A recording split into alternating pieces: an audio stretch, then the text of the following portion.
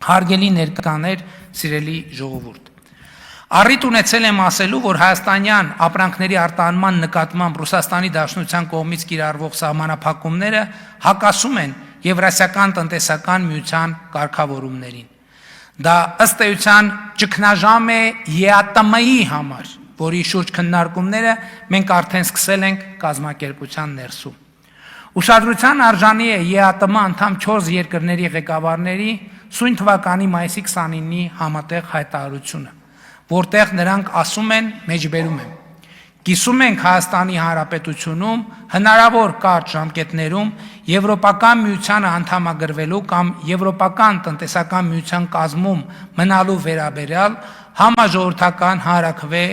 անելու անհրաժեշտության մասին դիրքորոշումը։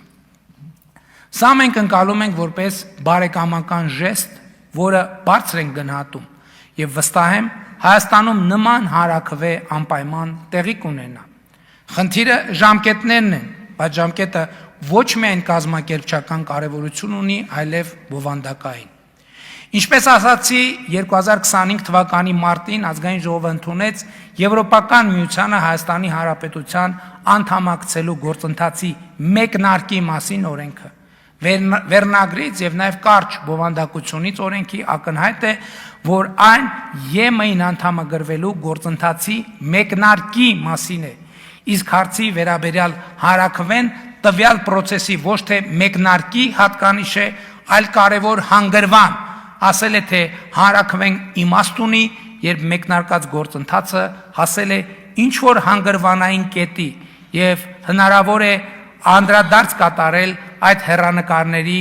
իր տեսականությանը, ճանապարհային քարտեզ ունենալ, թե ինչպես ենք առաջ գնալու, որքանով են իրատեսական տվյալ ժամկետներում այն բարեփոխումների անցկացումը, որ անհրաժեշտ են Եվրոպական միությանը անդամագրվելու համար։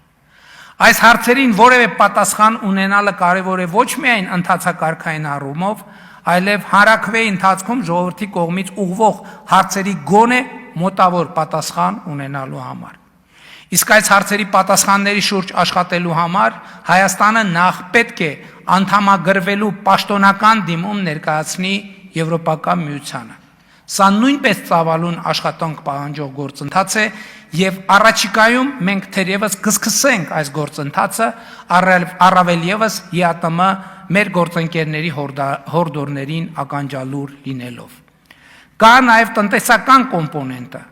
Հայաստանի Եվրոպական միության շուկային հասանելիություն ստանալու առաջին քայլերն են արվում եւ սրա հնարավոր էֆեկտները տեսնելու եւ հասկանալու ժամանակ էլ պետք է ունենա մեր ժողովուրդը։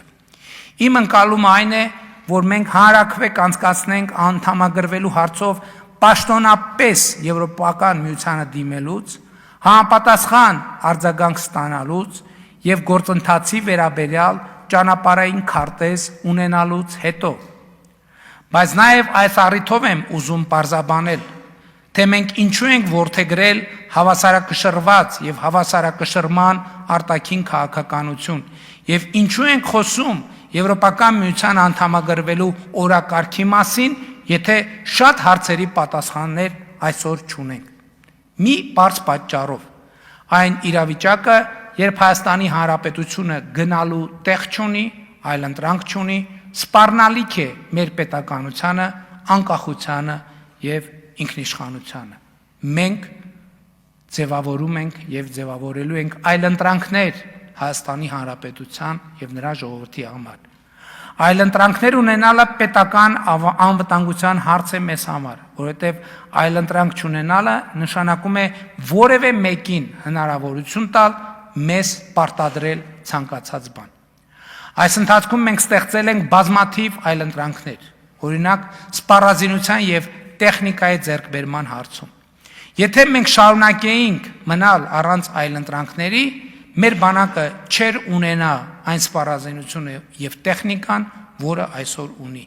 Եվ ընդհակառակը մենք հիմա կրում ենք այն բանի հետևանքը, որ Հայաստանում արտադրված վարդի արտահանման այլընտրանք չէր ձևավորվել։ Եթե ձևավորված լինել, մենք մեզ երաշխավորեինք ընթացիկ խնդրից, այնպես ինչպես երաշխավորել էինք բենզինի խնդրից։ Եվ էլի ասում եմ, Բացարձակապես համաձայն չեմ այն գնահատականի հետ, թե արտահանման ոլորտում առաջացած խնդիրը ճգնաժամ է։ Դա ճգնաժամ է Եվրասիական տնտեսական միության համար, իսկ Հայաստանի Հանրապետության համար դա հնարավորություն է, որովհետև մենք պետք է հասկանանք, որ ինչպես աշխարհում կան բազմաթիվ զենք վաճառողներ, մանավանդ երբ դու որդեգրում ես այդ զենքը միայն պաշտպանական նպատակներով կիրառելու եւ քո երկրի միջազգայինորեն ճանաչված տարածքից դուրս դրանք չի կիրառելու ռազմավարություն, ինչը մենք արել ենք հրապարակային կերպով, այնպես էլ աշխարհում կան բազմաթիվ վարդ գնողներ եւ վարդը այդ բազմաթիվ գնողներին հասնելու համար մի բան է հարկավոր՝ աշխատանք, գրագետ, հետևողական, համբերատար աշխատանք, ինչը եւ մենք մեր հարգելի տնտեսվարողների հետ անպայման կանենք եւ անում ենք։ Իդեպ, կառավարությունը այս աշխատանքը վաղուց է սկսել, բայց դե զենքի թեմայով կառավարությունը որոշելու մենաշնորհ ունի, որտեղ ձեռք բերի, ինչ եւ այլը։ Մյուս ոլորտներում այդպես չի։ Եվ հաջողություն այդտեղ շատ դեպքերում չենք ունեցել, որովհետև մեր հարգելի տնտեսվարողներին օբյեկտիվ եւ սուբյեկտիվ պատճառով շատ դժվար է դուրս բերել, այսպես ասած, կոմֆորտ զոնայից։ Բայց մենք միշտ այդ ազդակը տվել ենք, որ տեսեք շատ ապրանքներ կան, որ դուք արտահանում եք մեր ինքնիշխանության հաշվին, եւ գալու է պահը, երբ որ մենք հարց է ձևակերպվելու, ինչն ենք մենք ընտրում։ Մենք այս ուղերձը միշտ տվել ենք, որ մենք ընտրելու ենք ինքնիշխանությունը, ուրիշ տարբերակ պարզապես չկա։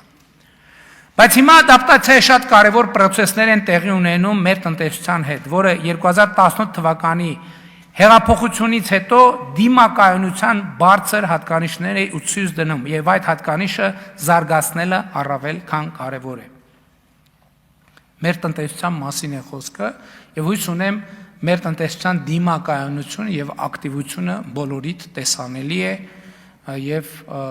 իհարկե առաջիկայում մենք այդ միտումները համոզված եմ ավելի շեշտված կտեսնենք։